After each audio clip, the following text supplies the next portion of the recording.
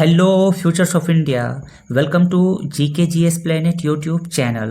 Friends, इस video में हम लोग करने वाले हैं भारतीय अर्थव्यवस्था के टॉप 50 एमसीक्यू को। दोस्तों, ये वैसे क्वेश्चंस हैं जो कि बार बार प्रतियोगी परीक्षाओं में रिपीट होते हैं। यही सब क्वेश्चन जो हैं आपको आपके एग्जाम्स में देखने को मिलेगा। तो शुरू करें पहले क्वेश्चन से। उससे पहले आप हमारे चैनल को जरूर सब्सक्राइब कर लें ताकि आगे भी इसी तरह की वीडियो जब मैं अपलोड करूं तो उसकी नोटिफिकेशन आपको सबसे पहले मिल जाए। तो चलिए शुरू करते हैं भारतीय अर्थव्यवस्था की टॉप 50 क्वेश्चंस को, जो कि बार बार प्रतियोगी परीक्षाओं में रिपीट होते हैं और आने वाले भी जो एग्जाम्स होंगे वहाँ पर भी आपको ये सब क्वेश्चन जरूर देखने को मिलेंगे। तो पहला क्वेश्चन है, व्यष्टि अर्थशास्त्र और समष्टि अर्थशास्त्र शब्दों का निर्माण किसने किया था? तो व्यष्टि अर्थशास्त्र और समष्टि अर्थशास्त्र शब्दों का निर्माण जो है वो J.M. किन्स के द्वारा किया गया था। नेक्स्ट क्वेश्चन जो है दोस्तों, ये काफ़ी इंपॉर्टेंट है, काफ़ी वीवीआई क्वेश्चन है, काफ़ी बार एग्जाम्स में पूछा गया है। राष्ट्रीय कृषि और ग्रामीण विकास बैंक, जिसे शॉर्ट में नबार्ड कहते हैं, की स्थापना किस पंचवर्षीय योजना की अवधि में की गई थी? नबार्ड से क्वेश्चन जो है वो जरूर पूछे जाते हैं एग्जाम्स में। तो यहाँ पे पूछा गया है कि नबार्ड जो है इसकी स्थापना जो है किस पंचवर्षीय योजना की अवधि में की गई थी? तो दोस्तों, इसकी स्थापना जो है वो 6वीं पंचवर्षीय योजना में की गई थी। तो राइट आंसर हो जाएगा सी, 6वीं पंचवर्षीय योजना। देखिए, नबार्ड से रिलेटेड जितने भी इंपॉर्टेंट क्वेश्चंस हैं जो कि एग्जाम्स में पूछे जाते हैं उसे कर लेते हैं। तो सबसे पहला तो जो है नबार्ड की स्थापना पूछा जाता है कि नबार्ड की स्थापना कब हुई थी। तो याद रखना है आपको 12 जुलाई 1982 1982 में जो है नबार्ड की स्थापना की गई थी। साथ ही याद रखना है कि इसकी स्थापना जो है वो शिवरमन समिति की सिफारिश पर जो है की गई थी। शिवरमन समिति की सिफारिश पर की गई थी। और दोस्तों, अभी जो है वर्तमान में नबार्ड के अध्यक्ष कौन है? एग्जाम्स में जो है वर्तमान में कौन क्या है ये एग्जाम्स में पूछे जाते हैं। तो अभी जो है नबार्ड के जो अध्यक्ष हैं वो है श्री साजी केवी हैं। श्री साजी केवी ये अभी वर्तमान में अध्यक्ष हैं। और इसका हेडक्वार्टर की बात की जाए तो इसका हेडक्वार्टर यानी कि मुख्यालय कहाँ है नबार्ड का? तो वो है मुंबई में। तो नबार्ड से रिलेटेड सारे इंपॉर्टेंट पॉइंट्स को आप याद रखिएगा कि इसकी स्थापना जो है 12 जुलाई 1982 को की गई है। ये किस समिति की सिफारिश पर इसकी स्थापना की गई थी? तो शिवरमन समिति। और इसकी स्थापना किस पंचवर्षीय योजना में की गई है? तो वो है 6वीं पंचवर्षीय योजना। अगला देखते हैं। अगला है, भारत में राष्ट्रीय आय का आकलन पहली बार किसने किया था? तो राष्ट्रीय आय का भारत में जो है राष्ट्रीय आय का यानी कि नेशनल इनकम का जो है आकलन पहली बार जो है वो दादा भाई नौरोजी ने किए थे। तो राइट आंसर हो जाएगा बी। अगला है, भारत में राष्ट्रीय आय का गणना किसके द्वारा किया जाता है? देखिए, ये भी जो क्वेश्चन है वो काफ़ी इंपॉर्टेंट है, बार बार एग्जाम्स में रिपीट होता है कि राष्ट्रीय आय की गणना जो है किसके द्वारा की जाती है। तो राष्ट्रीय आय की गणना जो है दोस्तों वो केंद्रीय सांख्यिकी संगठन द्वारा किया जाता है। तो राइट आंसर हो जाएगा डी। अगला करते हैं। अगला है, 1934 में भारत के लिए नियोजित अर्थव्यवस्था यानी कि प्लान्ड इकोनॉमी फॉर इंडिया किसने लिखी थी? तो प्लान्ड इकोनॉमी फॉर इंडिया जो है ये लिखा गया था डी मोचगुंडनम विश्वेश्वरैया के द्वारा लिखा गया था। तो राइट आंसर हो जाएगा डी।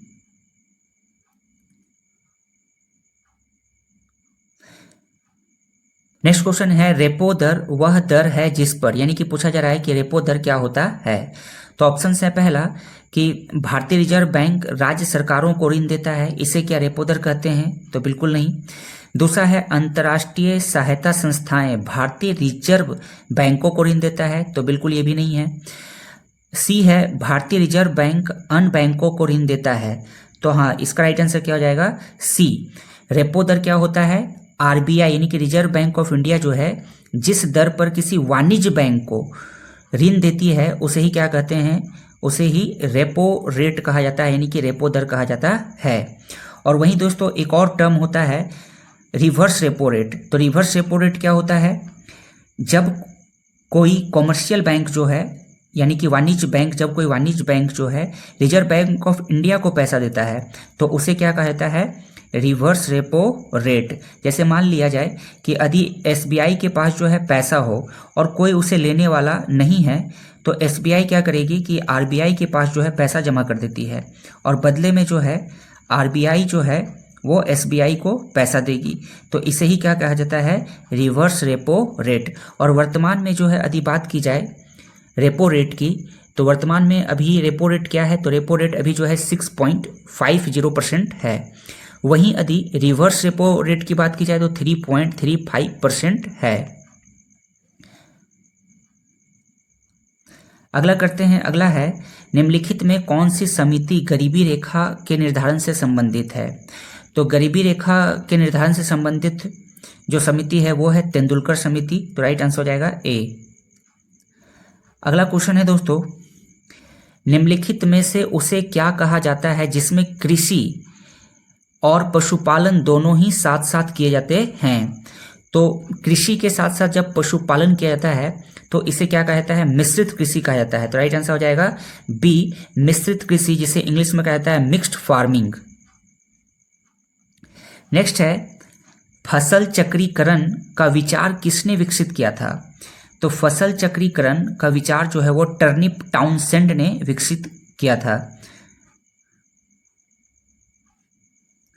अगला क्वेश्चन करते हैं दोस्तों, अगला है आधुनिक अर्थशास्त्र का जनक किसे कहा जाता है। देखिए एसएससी में इस प्रकार के जो क्वेश्चंस है वो काफ़ी पूछे जाते हैं। एसएससी का कोई भी एग्जाम्स हो, चाहे सीएचएसएल हो, सीजीएल हो, एमटीएस हो, तो उसमें ये क्वेश्चन जो है काफ़ी बार पूछा गया है कि आधुनिक अर्थशास्त्र का जनक जो है किसे कहा जाता है। तो ये कहा जाता है एडम स्मिथ को। तो राइट आंसर हो जाएगा बी, एडम स्मिथ। नेक्स्ट करते हैं, नेक्स्ट है मानव विकास रिपोर्ट कौन सी संस्था जारी करती है। मानव विकास रिपोर्ट यानी कि ह्यूमन डेवलपमेंट रिपोर्ट या मानव विकास सूचकांक भी इसे कहा जाता है। मानव ह्यूमन डेवलपमेंट इंडेक्स, मानव विकास सूचकांक कौन सी संस्था जारी करती है। तो ये जारी किया जाता है संयुक्त राष्ट्र विकास कार्यक्रम के द्वारा। तो राइट आंसर हो जाएगा ए, जिसे हम लोग कहते हैं यूएनडीपी, यूएनडीपी।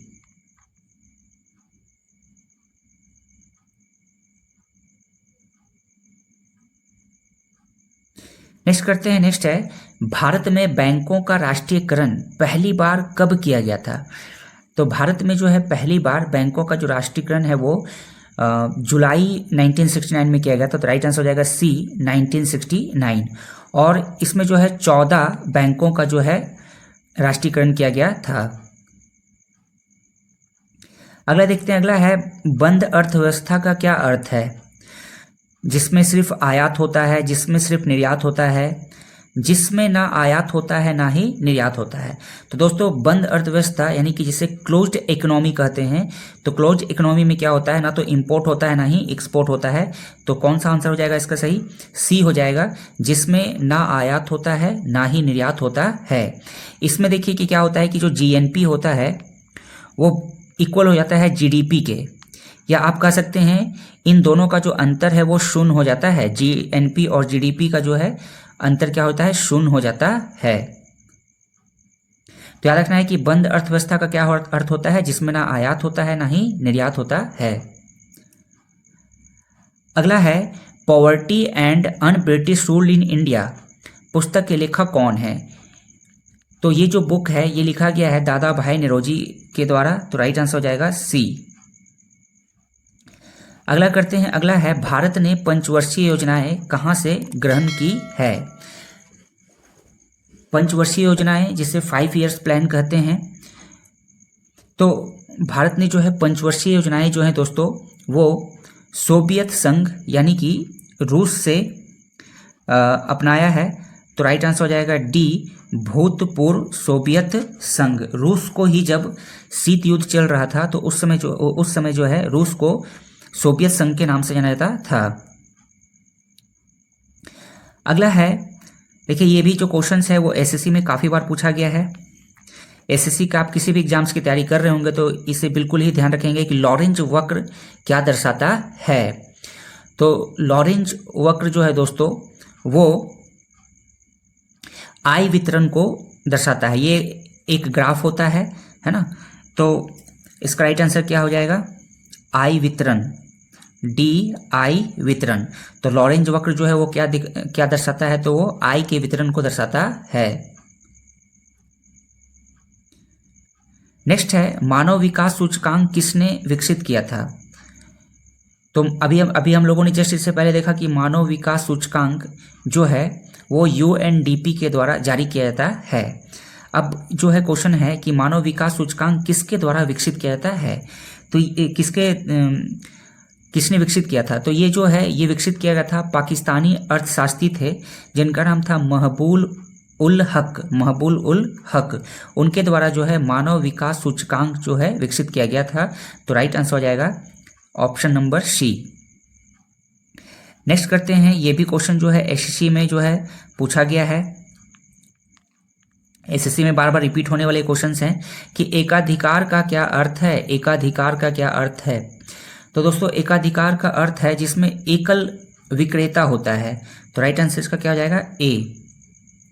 एकल विक्रेता को ही क्या कहता है? एकाधिकार। नेक्स्ट है अर्थशास्त्र धन का विज्ञान है, किसने कहा था? ये जो स्टेटमेंट है अर्थशास्त्र धन का विज्ञान है, ये स्टेटमेंट किसका है? तो दोस्तों ये जो स्टेटमेंट है वो है एडम स्मिथ का। तो राइट आंसर हो जाएगा बी। नेक्स्ट करते हैं, निम्नलिखित में से किसने आवर्ती योजना रोलिंग प्लान का सुझाव दिया था? तो रोलिंग प्लान का सुझाव जो है वो गुनार मिर्डिल के द्वारा दिया गया था। नेक्स्ट देखते हैं, नेक्स्ट है माल्थस का सिद्धांत किससे संबंध है? माल्थस का सिद्धांत किससे संबंधित है? तो माल्थस का सिद्धांत जो है वो जनसंख्या से संबंधित है। और अभी इससे पहले हम लोगों ने देखा था कि लॉरेंज वक्र का संबंध किससे है? तो आई के वितरण से है। और माल्थस का सिद्धांत जो है वो किससे संबंधित है? तो वो है जनसंख्या से।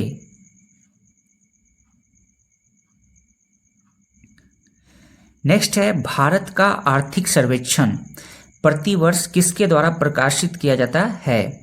देखिए आर्थिक सर्वेक्षण जो है प्रतिवर्ष प्रकाशित किया जाता है और करंट अफेयर्स में जो है यहाँ से क्वेश्चन पूछे जाते हैं आर्थिक सर्वेक्षण से।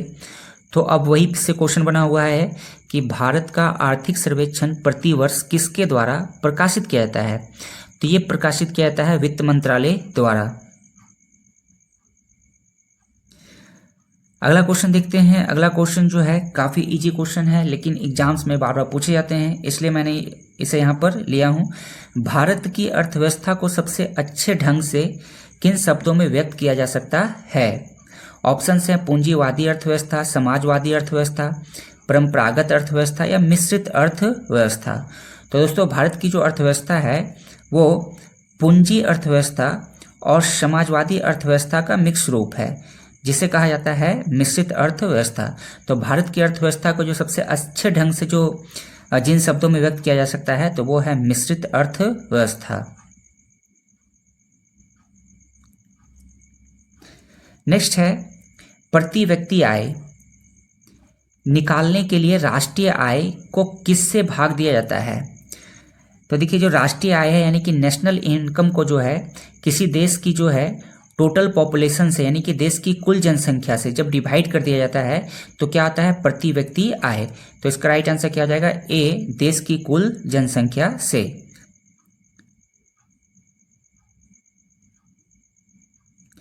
नेक्स्ट है एआरडीसी नाबार्ड की एक शाखा है। एआरडीसी का पूरा नाम क्या है? देखिए सबसे पहले जान लेते हैं कि जो एआरडीसी है दोस्तों ये भी हम लोगों ने देखा था कि नाबार्ड जिसकी स्थापना जो है कब की गई थी? 12 जुलाई 1982 को छठी पंचवर्षीय योजना के तहत जिसका हेडक्वार्टर मुख्यालय था और सीरमन समिति के सिफारिश पर जो है नाबार्ड की स्थापना की गई थी। तो नाबार्ड का ही जो है एक ब्रांच है, शाखा है एआरडीसी। एआरडीसी जो है नाबार्ड की शाखा है। तो इसका जो है पूरा नाम क्या है? तो इसका जो पूरा नाम है दोस्तों वो है कृषि पुनरावृत्त और विकास निगम, जिसे इंग्लिश में कहा जाता है agriculture refinance and development corporation. तो राइट आंसर क्या हो जाएगा? डी। अगला करते हैं। अगला है भारतीय औद्योगिक विकास बैंक की स्थापना कब की गई थी? भारतीय औद्योगिक विकास बैंक की स्थापना जो है कब की गई थी? तो इसकी स्थापना जो है दोस्तों 1 जुलाई 1964 में की गई थी। तो कौन सा ऑप्शन राइट हो जाएगा? Option number C. नेक्स्ट है, किस आयोग की सिफारिश पर रिजर्व बैंक ऑफ इंडिया की स्थापना की गई थी? रिजर्व बैंक ऑफ इंडिया की जो है स्थापना जो है वो किसकी सिफारिश पर की गई थी? तो इसका राइट आंसर क्या हो जाएगा? बी, हिल्टन आयोग। हिल्टन आयोग की सिफारिश पर जो है वो रिजर्व बैंक ऑफ इंडिया की स्थापना की गई थी।